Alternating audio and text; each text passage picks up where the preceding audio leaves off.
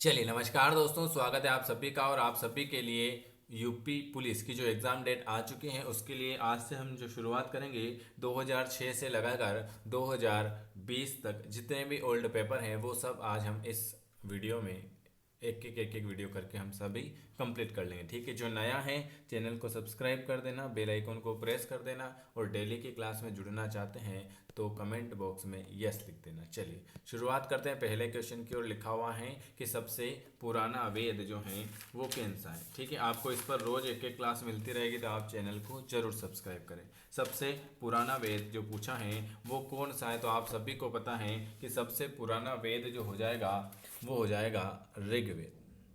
सबसे पुराना वेद जो हो जाएगा वो हो जाएगा आपका ऋग्वेद। अब ऋग्वेद के बारे में हम बात कर लेते हैं। सबसे पुराना वेद जो है ऋग्वेद, इसमें कितने सूक्त होते हैं? 1028 सूक्त होते हैं। और अगर इससे पूछे कि इसमें कितने मंडल होते हैं तो 10 मंडल होते हैं। और ऋचाएँ कितनी होती हैं तो 10,580 इनकी ऋचाएँ होती हैं। और इसका संकलन किसने किया था? महर्षि कृष्ण देवपान्य ने किया था। महर्षि कृष्ण देवपान्य व्यास ने किया था। शास्त्रों के अनुसार आप सभी को पता है कि 4 वेद होते हैं: ऋग्वेद, यजुर्वेद, सामवेद और अर्थवेद। और इसी तरह 4 उपवेद भी होते हैं: आयुर्वेद, शिल्पवेद, गंधर्ववेद और चतुर्थ वेद।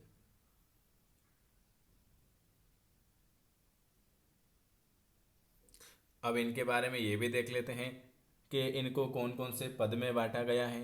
मंत्र वेदों के अनुसार पद्य, गद्य और गान ऐसे 3 भाग होते हैं। वेद को हम जो मानते हैं, वेद किस में जाता है? वेद का पद्य भाग ऋग्वेद, गद्य भाग यजुर्वेद और गायन जो है वो है सामवेद।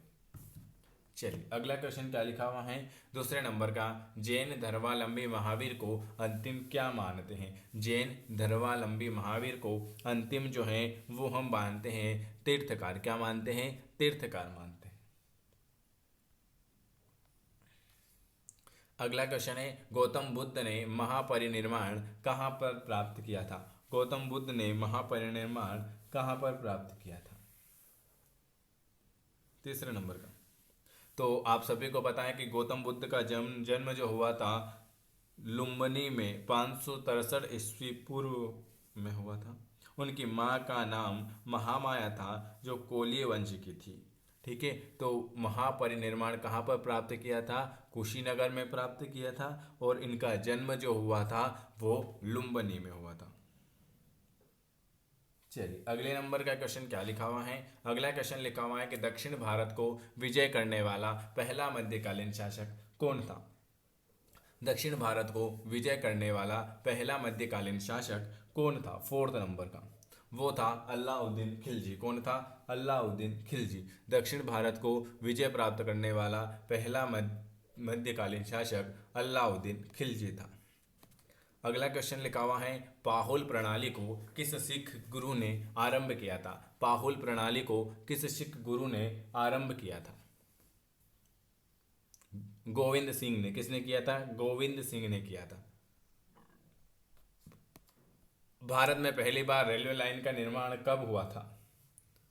भारत में पहली बार रेलवे लाइन का निर्माण कब हुआ था? तो 16 अप्रैल 1853 को भारत में पहले रेल यात्री मुंबई से ठाणे के बीच चली थी। मुंबई से ठाणे के बीच चली थी और कितने किलोमीटर चली थी? 34 किलोमीटर चली थी। और कब हुआ था इसका निर्माण? 1853 को। ठीक है, ये डेट याद रखना। अंग्रेजों ने अपनी प्रथम फैक्ट्री कहाँ पर स्थापित की थी? अंग्रेजों ने अपनी पहली जो फैक्ट्री है वो कहाँ पर स्थापित की थी? वेरी गुड, डी वाला, मल्लीपट्टम में। मल्लीपट्टम में। किसी भारतीय राज्य के राज्यपाल से संबंधित निम्नलिखित कथन में से कौन सा कथन सही नहीं है? वह भारत के राष्ट्रपति द्वारा नियुक्त हो सकता है क्या? वह एक से अधिक राज्यों का राज्यपाल हो सकता है। और वह सामान्य 5 वर्षों तक पद रह सकता है। ये तीनों तो सही हैं, लेकिन एक और देख लेते हैं। यदि संबंधित राज्य की विधायिका उस पद से हटाए जाने का प्रस्ताव अनुमोदित करते हैं तो वो पदावधि के पूर्व भी पद च्युत नहीं, भाई गलत आ जाएगा ये। उच्च न्यायालय के न्यायाधीशों के वेतन में किस परिस्थितियों में कमी की जा सकती है? उच्च न्यायालय के न्यायाधीशों के वेतन में किस परिस्थितियों में कमी की जा सकती है? 9वें नंबर का बी वाला, वित्तीय आपातकाल में। किसमें? वित्तीय आपातकाल में। भारत के संविधान के अंतर्गत आर्थिक योजना विषय जो है वो कौन सा है? भारत के संविधान के अंतर्गत आर्थिक योजना विषय जो है वो क्या है? वो है समवर्ती सूची। क्या है? समवर्ती सूची। भारत के संविधान के अंतर्गत आर्थिक योजना जो है वो है आपकी समवर्ती सूची, जिनका उल्लेख संघीय, राज्य या समवर्ती सूचियों में नहीं किया जा सकता। निम्नलिखित में से किसमें निहित होते हैं? किसमें निहित होंगे भाई वो? बिल्कुल सही जवाब, संसद में। संसद में। चलिए, राज्य सरकार को बर्खास्त किसके द्वारा किया जा सकता है? राज्य सरकार को बर्खास्त जो है वो किसके द्वारा किया जाएगा? राज्यपाल की सिफारिश पर राष्ट्रपति के द्वारा। राज्य सरकार को बर्खास्त किसके द्वारा किया जा सकेगा? राज्यपाल की सिफारिश पर राष्ट्रपति द्वारा। भारतीय संविधान में संविधान संशोधन की प्रक्रिया किस राष्ट्र के संविधान पर आधारित है? भारतीय संविधान में संविधान संशोधन की प्रक्रिया किस राष्ट्र के संविधान पर आधारित है?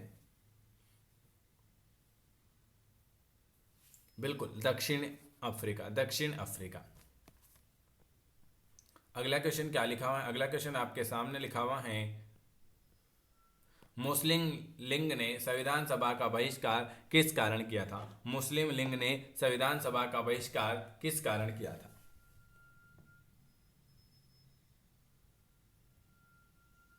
मुस्लिम लीग ने संविधान सभा का बहिष्कार जो है वो किस कारण पे किया था?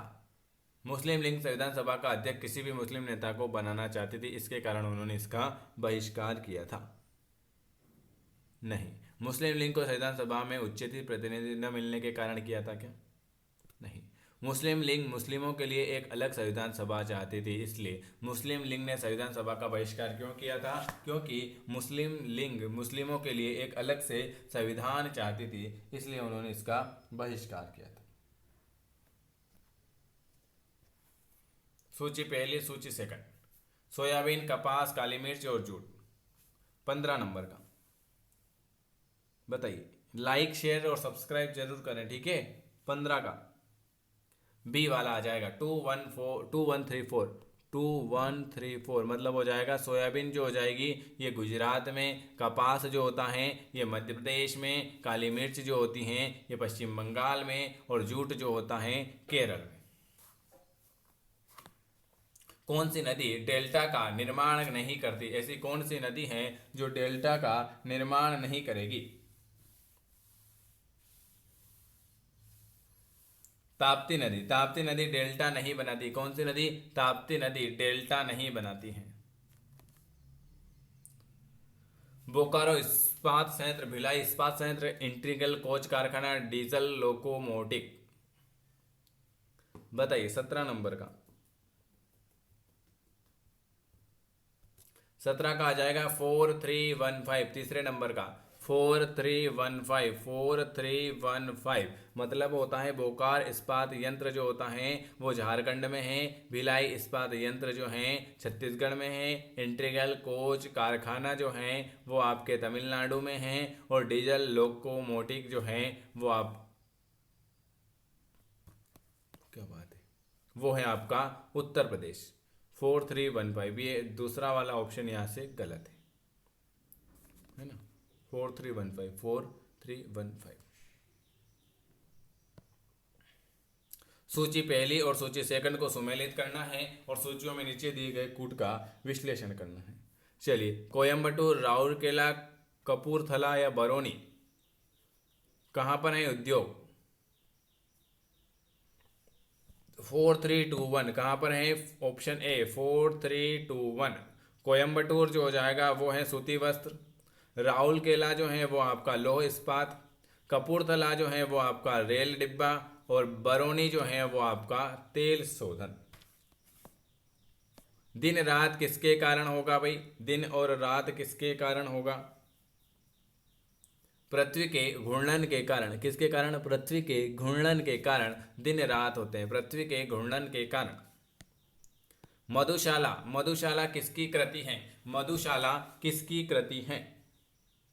मधुशाला जो है हरिवंश राय बच्चन की, किसकी है? मधुशाला जो है हरिवंश राय बच्चन की कृति है।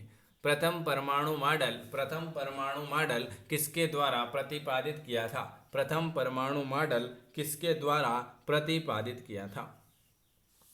प्रथम परमाणु मॉडल जे थॉमसन, किसके द्वारा? J Thomson. सवाना घास का मैदान कहाँ पर है? सवाना घास का मैदान कहाँ पर है? 22। सवाना घास का मैदान जो है वो आपके अफ्रीका में आ जाएगा। कहाँ पर आ जाएगा? अफ्रीका में आ जाएगा। रुपए किसका चिन्ह है? रुपए जो है ये किसका चिन्ह है? ये भारतीय रुपए का चिन्ह है भाई। रुपए जो है भारतीय रुपए का चिन्ह है। 2013 में खेल रत्न पुरस्कार से किसे सम्मानित किया था? 2013 में खेल रत्न पुरस्कार से किसे सम्मानित किया था?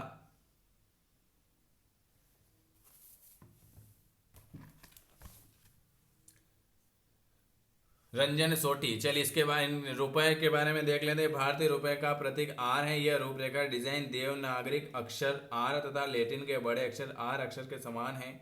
इसका डिजाइन आईआईटी बॉम्बे के छात्र डी उदय कुमार ने किया था। यह डिजाइन भारत सरकार द्वारा 15 जुलाई 2010 को सार्वजनिक किया गया।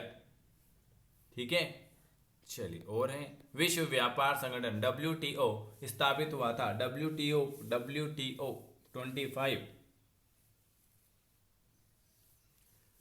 1995 विश्व व्यापार संगठन वर्ष 1947 में हुआ था और ये जो है स्थापित जो हुआ था 1995 में हुआ था।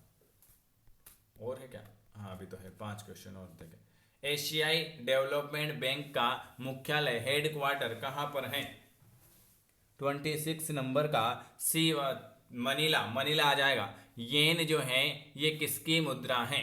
येन जो है ये किसकी मुद्रा है? तो ये है आपकी जापान की मुद्रा जो आ जाएगी, ये येन आ जाएगा।